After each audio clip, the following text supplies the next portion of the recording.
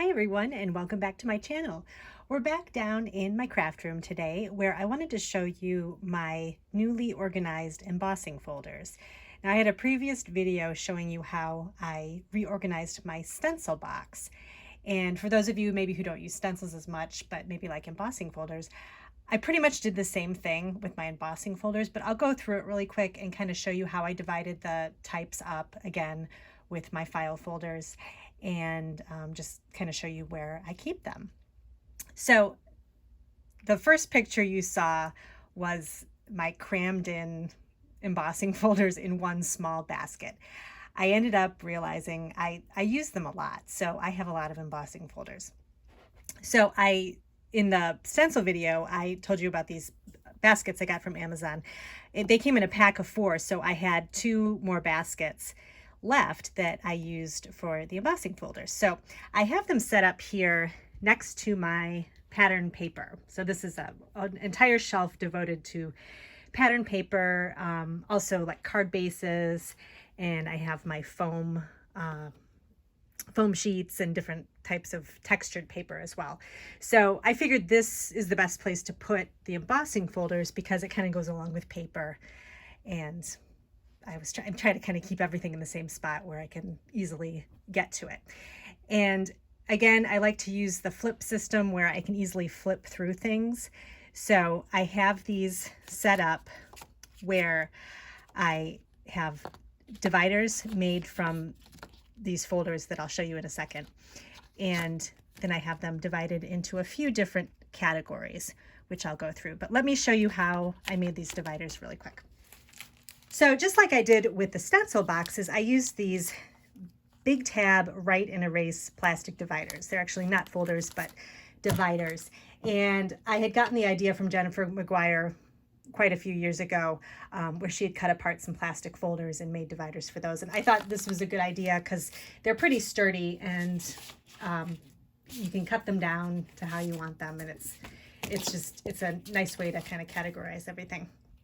So these are what the folders look like, and they come in different colors. And I just used my guillotine cutter to cut the dividers down. This is just, I took whatever color I wanted to use, and also where I wanted the tab to be located. I kind of cut down the side of each divider, depending on how I wanted it.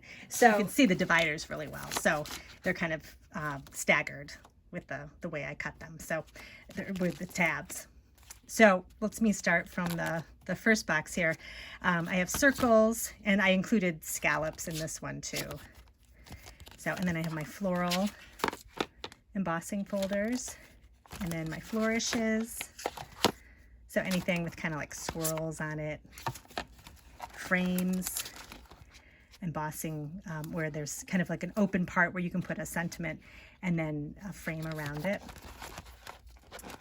And I love this setup, how I made some more room, because if you saw in the picture of my previous storage system, I couldn't see what I had, and I never would have used anything like these frames. But now that I can get to them, I'm definitely going to use them because I love the texture that embossing folders gives, and you can do a lot with it too. You can ink over the embossed part.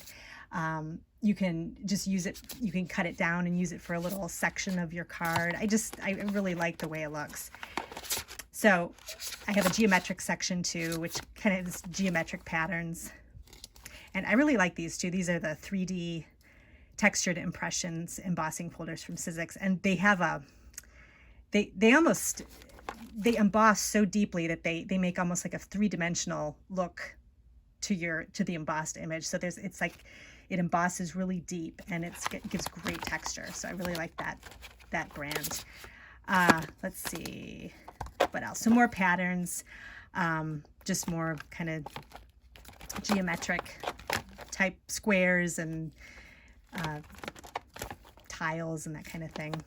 And then I have regular patterns, and this would be anything that's not geometric. So like a herringbone. These are the impression plates from Paper Tray Ink.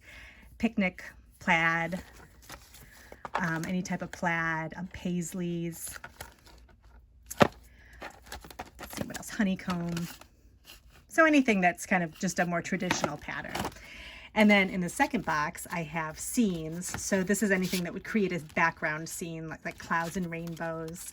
I have this like butterfly scene.